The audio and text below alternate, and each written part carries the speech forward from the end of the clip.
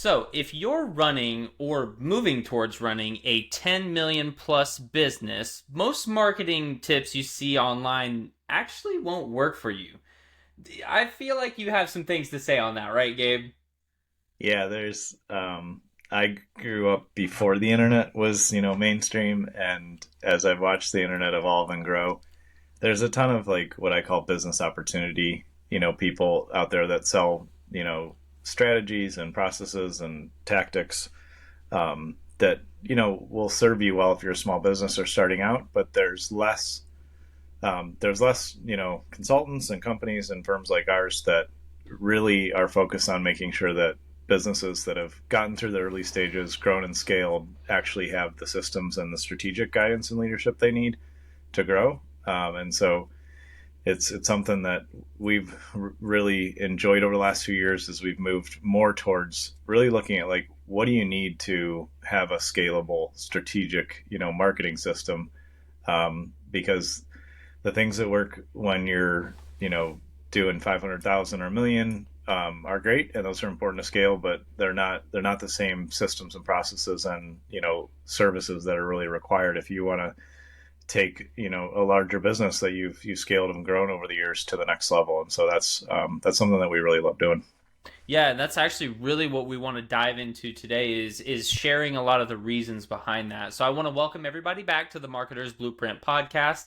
And in today's episode, we're going to be sharing exactly why strategy first significantly narrows the difference between marketing efforts that merely cost money and marketing efforts that actively make money for businesses like yours.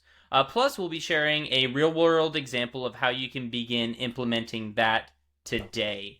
But before we get into it, don't forget to follow, like, subscribe. It helps us out a lot, especially over there on YouTube. We put out a new podcast every single Friday, and we always deliver really high value and free resources to help business owners sell, market, and lead better. And that's an important one because I have one of the best leaders in the world right here with me, Mr. Gabe Arnold.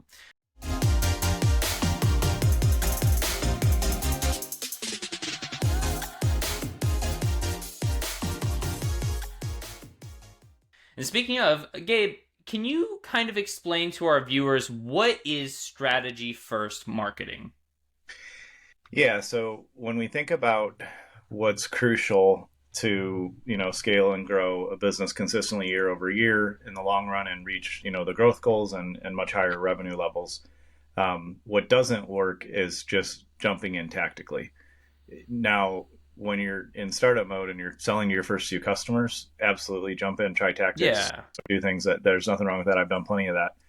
But if your marketing begins from a tactical place, what's missing is you're not really looking at the overall life cycle and structure of how marketing should be. So you want people to begin to know about you. You want to brand yourself in front of the people, the ideal customers that you're looking to serve, and then you want them to like you. And a simple explanation of that is when somebody's first looking for your product or service, your brand is out there, your advertising, your social media, all the things you're doing. But in order to like you, you have to show up and say, okay, well, if you're facing this problem, here's a solution, here's a simple guide, free trial, process. And that moves from they know about you, they begin to like and trust you when you deliver a real solution, up front. And then ultimately, that's where, they'll buy from you and refer you. And Yeah. and those are some of the core overall strategic things that have to happen throughout the process, as well as like once you have a customer buying from you, you need to continue to serve them through marketing by educating them about more uses for the product, making things really valuable for them.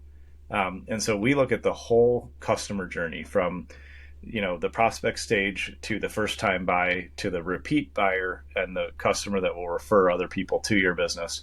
And so starting at that strategic level and looking at the entire customer journey is really where marketing needs to start, especially when you're running a larger established business.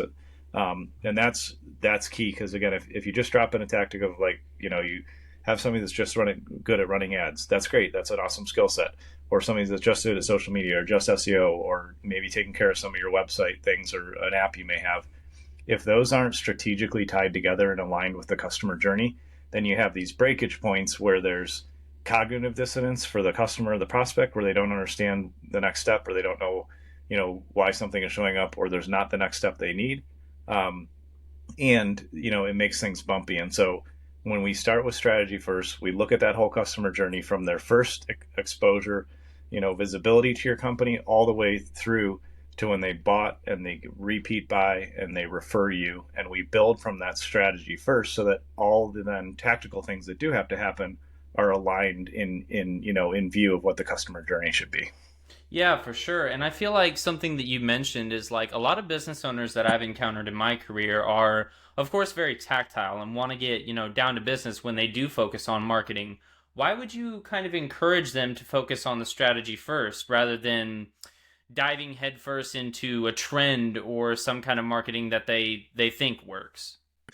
Yeah, the risk there, and I've seen this over the years, and even warned people, if you just jump straight into something tactical, whether it's your SEO play or your paid traffic or email marketing or direct mail or anything, you'll end up spending a significant amount of time and money, and you'll blow it, because when things work, you won't be really sure why they work, and more often than not, they're not going to work, and that's because you haven't taken the strategic view of what is the customer journey, who is our ideal target profile, what do they believe, what do they know, what are their challenges, what are their goals, and everything has to align around that ideal customer profile. And so ultimately, when our clients come to us and we're starting with strategy and really looking at that, it's pretty easy to identify that maybe they've outgrown a vendor that hasn't grown with them, or Sure.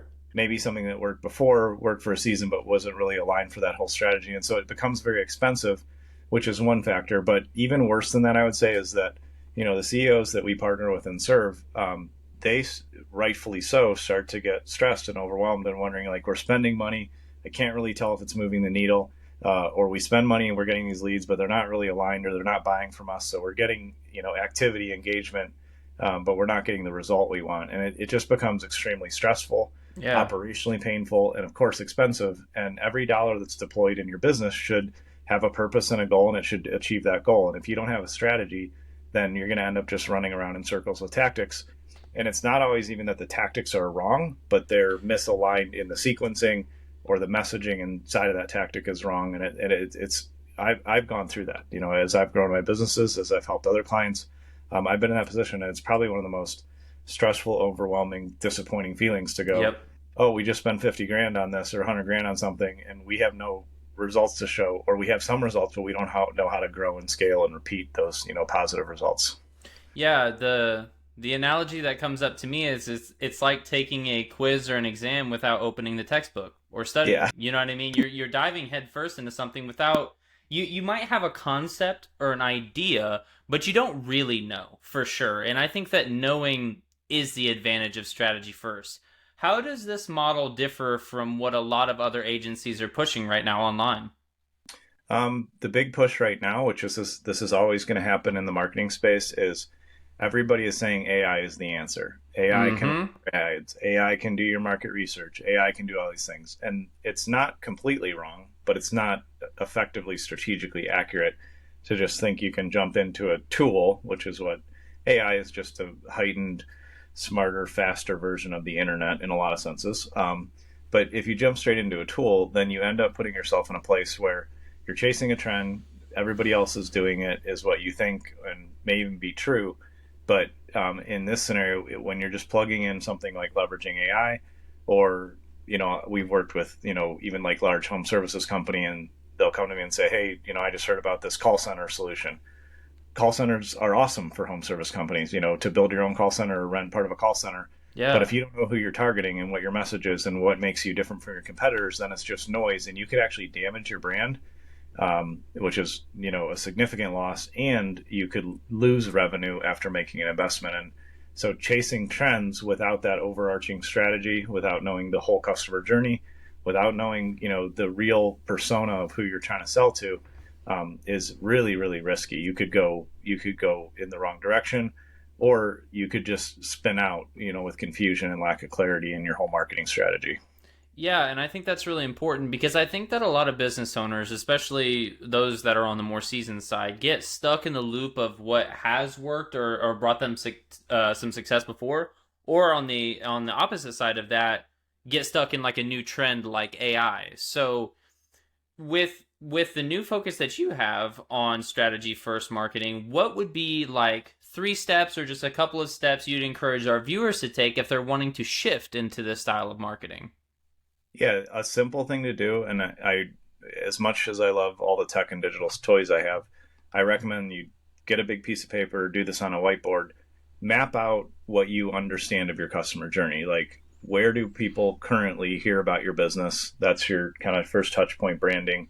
What's the first engagement point? Is it they're contacting you, they're doing a trial, they're reading information, they're watching how-to content, whatever it might be, Mm-hmm. all the way to where they buy, and again, repeat buy, and then ultimately you want them to refer people. Map out the pieces that you have, and identify that customer journey, because that's the first step. The second thing is do your research on the people that pay you. There's no greater truth in a business that's established like this than the people that are already paying you. And so calling and talking to them, asking them, how did you find us? What was the challenge or concern that you were trying to solve, or the solution you're looking for when you came to us? What did you think it was going to be like? What was the actual result? What did this do for you in your life and your business, whoever you're selling to? And when you collect that information, that gives you insight into what your prospect is thinking before they buy, what your customers think as they're getting ready to buy, and then they purchase. And that's going to really clarify for you who you're serving and why. And it takes work. It takes effort. That's why we partner with our clients and help them do that. But if you map out the customer journey and then you do your market research, you'll be able to go back to that customer journey that you mapped out and go, oh, there's a gap here, or there's an opportunity for more education here, or we need to plug some customer success, client success into this part of the process. And those are two key things that you will learn so much, and you will be able to look at things strategically instead of just always staying in the weeds tactically. Yeah, I think that's super important because like one of the things that comes to my mind is one of the most important things that we do while implementing a strategy first model is our client survey. Their favorite clients get to get like a good sense of their ideal audience, right? And Gabe, let's be honest, we talk about this all the time. We even say like we're going to continue talking about this all the time because it's so important. But can you share what kind of information comes from this? Because I think that as we are informing people about strategy first, this is really important. So what kind of information can you glean from that? Yeah, so when you call and do it live, you gather a ton of information. I always recommend people, ask permission, record that call, transcribe it so you can review it. That is where you can leverage AI. You can take that transcript. Yeah. Questions for trends, you can clarify things in there. But when we help our clients survey their customer base, we start with simple, easy questions so that people get momentum and start moving through the survey, of demographic information, of age, location, gender, type of job they have, income, those types of things. And then we move into the behavioral things of, where do you find your news? What kind of social media do you use? Do you prefer email over social media? We find that a lot for some of our customers, some of the customers of our clients. And then we get into things like, what's the biggest accomplishment you accomplished personally or professionally this year? And we really start to dig in and ask those behavioral psychographic questions, because then we have not only demographics, but what they believe, what they value, and the shift or change they were trying to accomplish when they purchased our client's product or service.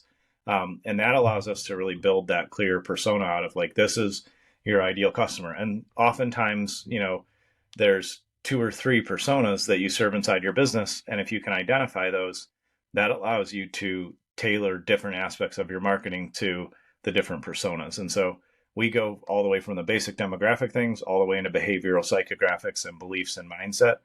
And when we do that, one of the amazing things that comes out of that is we're able to take the exact phrases that customers of our clients use, and that goes into the ads we run, into the emails. So we are actually reading their mind, when we're talking to a prospect, because we know this is the persona, these are the things they ask. So we're going to give them those answers. And so that's going at that depth. Takes time, and it takes review and data analysis and all the market research and things that we go through. But ultimately, that creates that really strong foundation, so you know who you're speaking to, what they value, and how to communicate specifically with them on the channels that they use the most.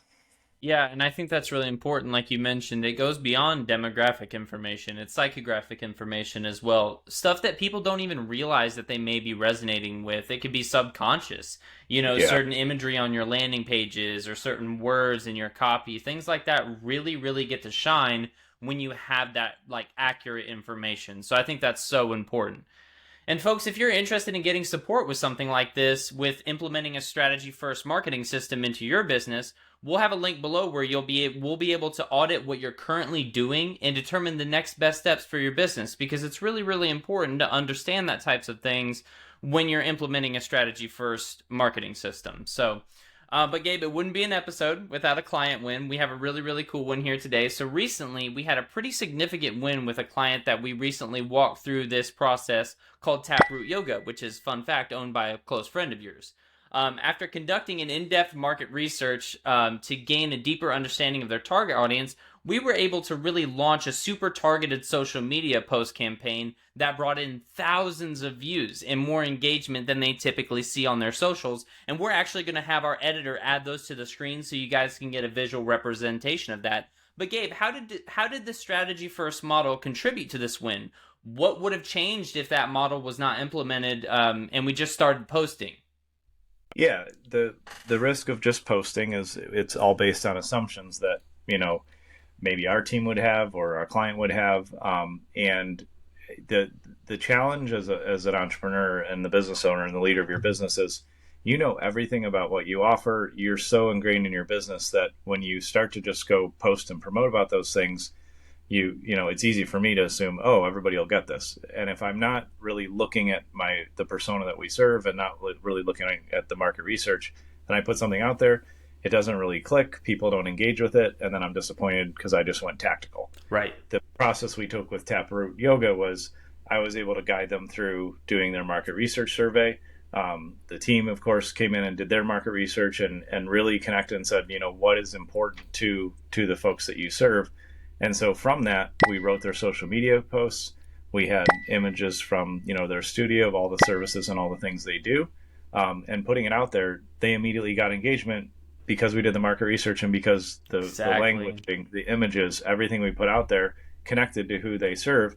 And it just intuitively, instinctively, everybody that follows them and new followers now saw that and go, oh, that's me, or that looks exciting, Yep. or I'm interested in it. We just mirrored the language of the paying customers of our client out to their audience that they want to attract. And like magic, it's not actually magic when you do the strategic, approach first, but people are engaging, they're commenting, they're liking, and yeah, they're getting significantly, much broader reach. And that's a big piece of how they bring in their clients. And so it's a huge success, and we have even more exciting things we're doing with them. So I'm excited about it. Yeah, and none of that would have been possible if we just dove head in, without understanding, what language do they use, what imagery resonates with them, what kind of people are they, right? And so I think that is a great, great closing note for strategy first marketing. And so, guys, if you liked the video, throw it a thumbs up, share it with your friends. We are always looking to make new friends and share, the marketing and leadership world with everybody else. And we put out a new episode each and every Friday, and we would love to have you guys join the family. And again, as always, if you guys are looking for a team of dedicated experts working around the clock for your business, click the link below and let's have a chat. I would love to chat with you about your business or somebody on the team and be able to learn more about maybe how you'd like to implement strategy first marketing. And finally, as always, we share awesome tips like we do on this show in our newsletter. So we will have a link below where you can sign up for that as well. Gabe, it's a pleasure as always, brother, and I will see all of you next Friday. Thanks, everyone. Bye-bye.